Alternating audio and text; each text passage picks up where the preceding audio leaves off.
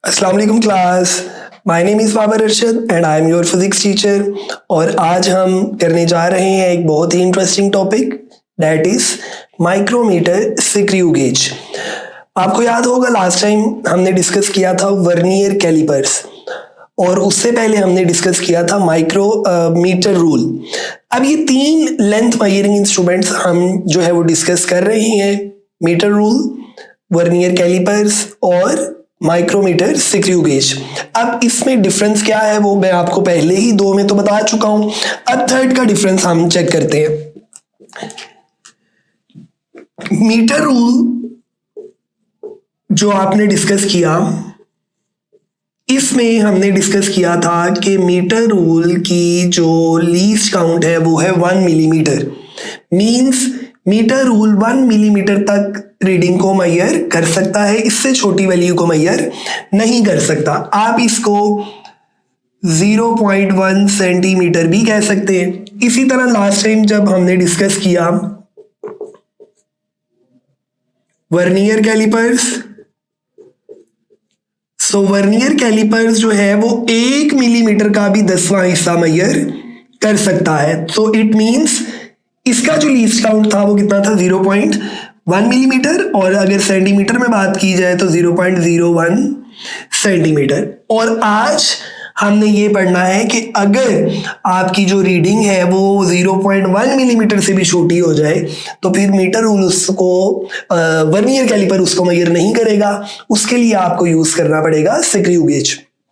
Diagram आपके सामने है, आप इसमें देख सकते हैं कि एक यू शेप्ड फ्रेम है और इसके साथ एक स्लीव है जिसके ऊपर मेन स्केल जो है वो बना हुआ है। मेन स्केल के साथ ही आगे मूव ऑन करें तो आपके पास एक और स्केल है जिसका नाम सर्कुलर स्केल है, और सर्कुलर स्केल अटैच है थिम्बल के साथ। अब होता ही है जब आप इस थिम्बल को रोटेट करते हैं तो यहां पर ये जो स्पिंडल है ये आगे की तरफ मूव करेगा, और इसी तरह जब आप थिम्बल को इस तरह से एंटी क्लॉकवाइज घुमाएंगे तो ये स्पिंडल पीछे की तरफ आता जाएगा। आप बिल्कुल यूं समझ लें जिस तरह आप बोतल का कैप जो है वो इस तरह से बंद करते हैं या ओपन करते हैं। और इसके साथ अटैच है रैचेट, और ये आपको ये बताता है जैसे ही आप ये फॉर एग्जांपल ये चेक करें, आप इसको यूं घुमा रहे हैं और ये बंद होता जा रहा है। अब जब ये बिल्कुल बंद हो जाएगा तो आपको एक टिक की आवाज आएगी, जिसका मतलब है कि अब आप रीडिंग ले सकते हैं। इससे ज्यादा आप इसको टाइट नहीं करेंगे। अगर इससे ज्यादा टाइट किया जाए तो फिर इंस्ट्रूमेंट में कोई एरर वगैरह जो है वो आ जाता है। अब जिस भी ऑब्जेक्ट की हमने रीडिंग को मेजर करना होता है उस ऑब्जेक्ट को हम प्लेस करते हैं बिटवीन स्पिंडल एंड एनविल। तो इट मींस अगर वो फॉर एग्जांपल कोई भी ऑब्जेक्ट है तो इस तरह से आप उसको स्पिंडल और एनविल के दरमियान में प्लेस करेंगे और हम उसकी रीडिंग जो है वो मेजर करेंगे। अच्छा, अब रीडिंग लेने से पहले वाला काम आप लोगों ने याद रखना है, वो ये है कि आपके इंस्ट्रूमेंट में कोई जीरो एरर तो नहीं है। वो एरर कैसे चेक होता है? जिस तरह हमने वर्नियर कैलिपर का एरर चेक किया था बिल्कुल उसी तरह हम इसका एरर भी चेक करेंगे। हम क्या करेंगे, इस ऑब्जेक्ट को निकाल देंगे और इस थिम्बल को रोटेट करेंगे, और जब थिम्बल को रोटेट करते जाएंगे तो स्पिंडल और एनविल आपस में मिल जाएंगे और होगा ये, यहां पर आप देख सकते हैं ये है मेन स्केल का 0, ये सबको नजर आ गया, ये है मेन स्केल का 0। और इसी तरह जब आप इसको मुकम्मल बंद कर देंगे तो एक 0 सर्कुलर स्केल का होगा। यहां पर जरा देखिए, ये डायग्राम यही शो कर रही है कि ये आपके पास की ग्रीन लाइन वही है, ये वाली चेक करें जरा। और हमने जब सर्कुलर स्केल को घुमाकर बंद कर दिया तो ये आ गया सर्कुलर स्केल का 0, और आप देख रहे हैं कि ये दोनों जीरोस बिल्कुल एक दूसरे के आमने सामने हैं। इस लाइन को हम इंडेक्स लाइन भी कहते हैं। तो अगर सर्कुलर स्केल का 0 इंडेक्स लाइन के बिल्कुल इक्वल आ जाए, it means there is no zero error in your instrument. लेकिन अगर ऐसा ना हो, अगर इस तरह से हो जाए, ये उसी तरह आपके पास ये फॉर एग्जांपल कोई भी रीडिंग है और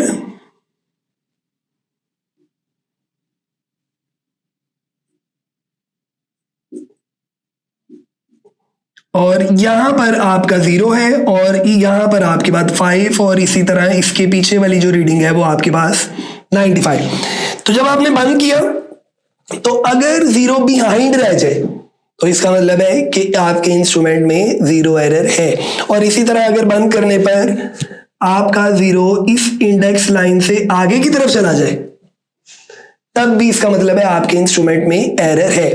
तो अब यहां पर देखें आपका 0 अबव है, तो इसका मतलब ये होगा कि आपकी जो रीडिंग है वो कम आएगी और आपने उसको अपने फाइनल आंसर से सब्ट्रैक्ट करना है। बात समझ आ गई। इसी तरह आपका जो ये वाला केस था सेकंड वाला, इसमें भी आप देख रहे हैं कि 0 पीछे रह गए। तो जैसे वर्नियर कैलिपर में हमने डिस्कस किया था positive 0 error and negative 0 error, बिल्कुल इसी तरह इसमें भी दो तरह के ही एरर हैं, पॉजिटिव और नेगेटिव। अच्छा जी, अब थोड़ा सा इसको और डिस्कस करते हैं। मैंने आपको बताया इसमें आपके पास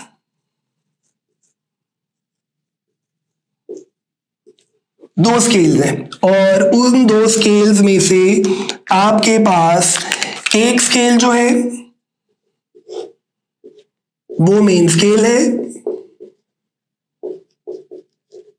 और एक स्केल जो है वो आपके पास सर्कुलर स्केल है। Main scale and circular scale. Main scale आपके पास अगर देखें तो इस पे रीडिंग जो है वो 0.5 मिलीमीटर के ऑर्डर में है। ये जो नीचे वाली छोटी लाइंस हैं ये 0.5 मिलीमीटर को शो कर रही हैं और सर्कुलर स्केल पर 100 डिवीजन्स जो है वो मौजूद हैं 0 से लेकर 100 तक।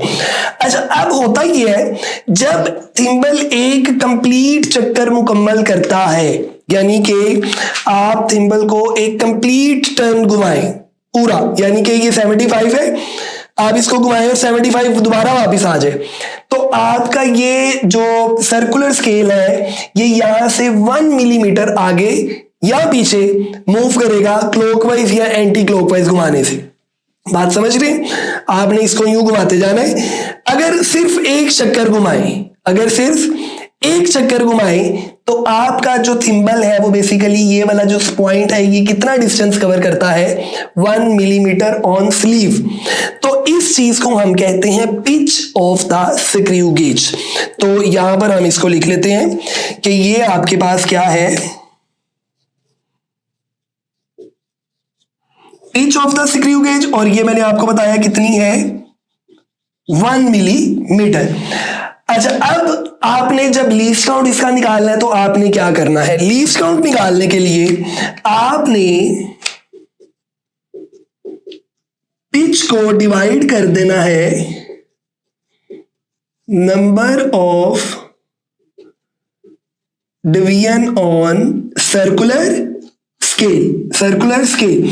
तो पिच आपके पास कितनी आई है 1 मिलीमीटर और number of division on circular scale कितनी है 100। तो यहां पर भी मैं इसको लिख देता हूं, आपने क्या किया 1 मिलीमीटर 100 से डिवाइड किया 0.1 millimetre and this is the least count of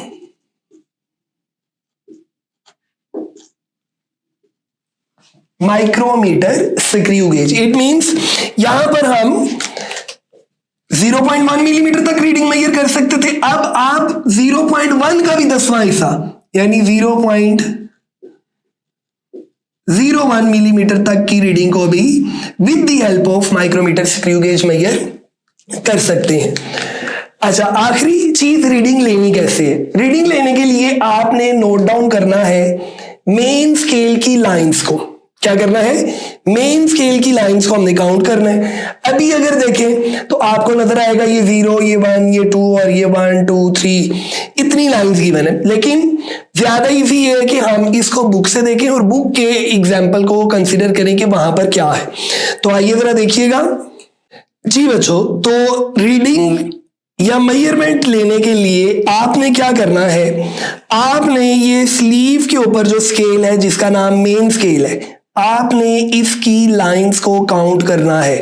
तो अगर आप इनको काउंट करें तो 0 से 5 तक कितनी लाइंस हो गई, 5 के बाद अगर आप गौर करें तो एक लाइन और है, तो इसका मतलब है 6 मिलीमीटर, और नीचे वाली जो लाइन है वो बता रही थी उसका भी 1 मिलीमीटर का भी आधा। तो आप गौर करेंगे कि 6 के बाद आधी लाइन नीचे और है जिसका मतलब है 6.5 मिलीमीटर। तो 6.5 मिलीमीटर आपके पास आ गई मेन स्केल की रीडिंग। अगला काम ये है, आपने देखना है सर्कुलर स्केल की कौन सी लाइन, सर्कुलर स्केल की कौन सी लाइन आपके इस इंडेक्स लाइन से मैच कर रही है।